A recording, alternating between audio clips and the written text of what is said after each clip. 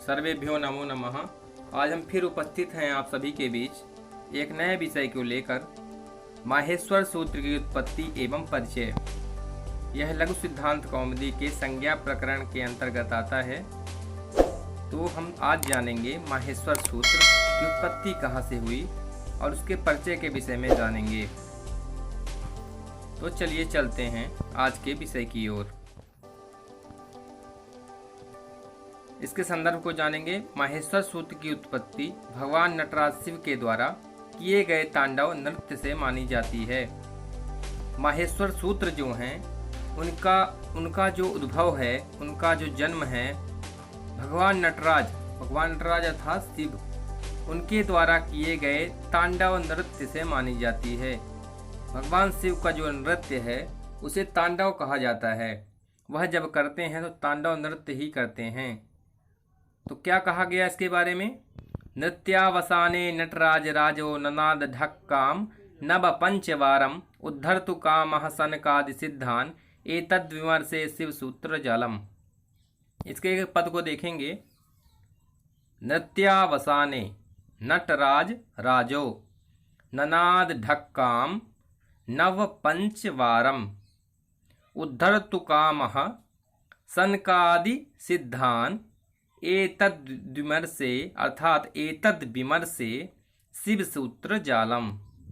अर्थात इसका जो अर्थ है, नृत्यावसाने, नृत्य अर्थात तांडव के अवसान अर्थात समाप्ति पर नटराज भगवान शिव ने ननाद ढक्काम नव पंचवारम अर्थात 9 5 14 बार डमरू बजाया। किसके लिए? उद्धर्तु कामः सनकादि सिद्धान। सनकादि ऋषि जो थे उनकी सिद्धि और कामना के उद्धार के लिए 9 5 बार डमरू बजाया भगवान शिव ने। एतद् विमर्शे शिव सूत्र जालम। इस प्रकार से 14 सूत्रों का ये जाल, वर्णमाला जो है वह प्रकट हुई। नृत्य तांडव के समाप्ति पर नटराज शिव ने सनकादि जो सप्तऋषि हैं उनकी सिद्धि और कामना का उद्धार पूर्ति के लिए 9 पंच 14 बार डमरू बजाया। इस प्रकार 14 शिव सूत्रों का ये जाल, वर्णमाला हम सबके समक्ष प्रस्तुत हुई। तो इसकी उत्पत्ति कहाँ से हुई, सबसे प्रथम ये जानना होगा। तो जो माहेश्वर सूत्र हैं उनकी उत्पत्ति भगवान शिव ने 9 5 जब तांडव कर रहे थे तो 9 5 बार उन्होंने डमरू बजाया, तो उनके डमरू से इसकी ध्वनि निकली। तभी से इसकी उत्पत्ति मानी जाती है। अब लिखा है, डमरू के 14 बार बजाने से 14 सूत्रों के रूप में ध्वनियाँ निकली। इन्हीं ध्वनियों के से व्याकरण का प्राकट्य हुआ।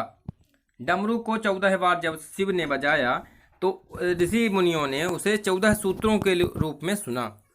इस प्रकार से उन्होंने इस 14 सूत्र उसमें व्याकरण में लिखा। तभी से व्याकरण में इन ध्वनियों का प्राकट्य माना जाता है, उनका प्रकटन माना जाता है। इसलिए व्याकरण सूत्रों के आदि प्रवर्तक भगवान नटराज को माना जाता है।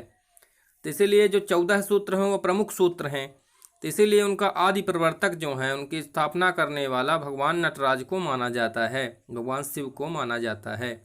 प्रसिद्धि है कि महर्षि पाणिनि ने इन सूत्रों को देवाधिदेव शिव के आशीर्वाद से प्राप्त किया, जो कि पाणिनि संस्कृत व्याकरण का आधार बना। महर्षि पाणिनि जो थे उनके सूत्रों को देवाधिदेव शिव के आशीर्वाद से प्राप्त किया गया। तो 14 सूत्र जो निकले वो उनके डमरू से निकले। इसी प्रकार से पाणिनि ने इनको देवाधिदेव शिव अर्थात शिव के आशीर्वाद के रूप में ग्रहण किया, जो कि पाणिनि संस्कृत व्याकरण का आधार बना। पहले ही माहेश्वर सूत्र की बात आती है, उसके बाद जो सूत्र हैं उनकी बात करते हैं। इसलिए जो इस लघु सिद्धांत का आधार है वह माहेश्वर सूत्र ही हैं। 14 सूत्र ही उनका आधार हैं। आगे चलते हैं। अब माहेश्वर सूत्र की संख्या के बारे में जानेंगे। माहेश्वर सूत्रों की संख्या 14 है, जो निम्नलिखित हैं।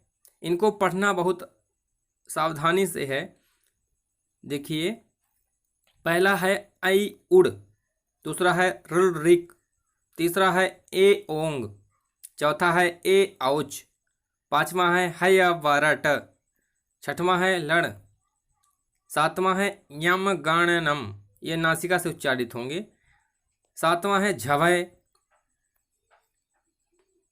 सातवां है यम गणनम, आठवां है झवय, नौवां है घड़ धस, दसवां है जब गड़ दस, 11वां है खा फा छा ठा था चट तव, 12वां है का पा या, 13वां है सस सर और 14वां है हल। तो इस प्रकार से 14 माहेश्वर सूत्र हैं।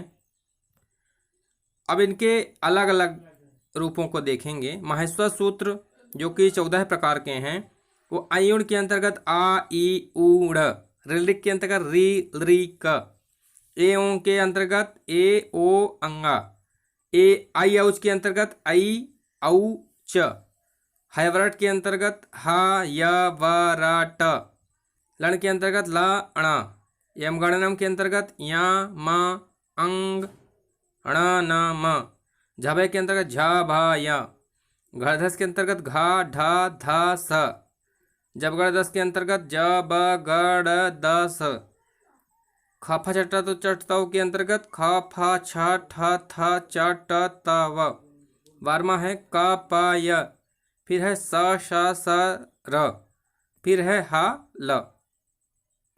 तो इस प्रकार से जो 14 सूत्र हैं संस्कृत भाषा के समस्त वर्णों का इनमें समावेश है। संस्कृत भाषा के जितने भी वर्ण हैं इन 14 सूत्रों के अंतर्गत ही रहते हैं।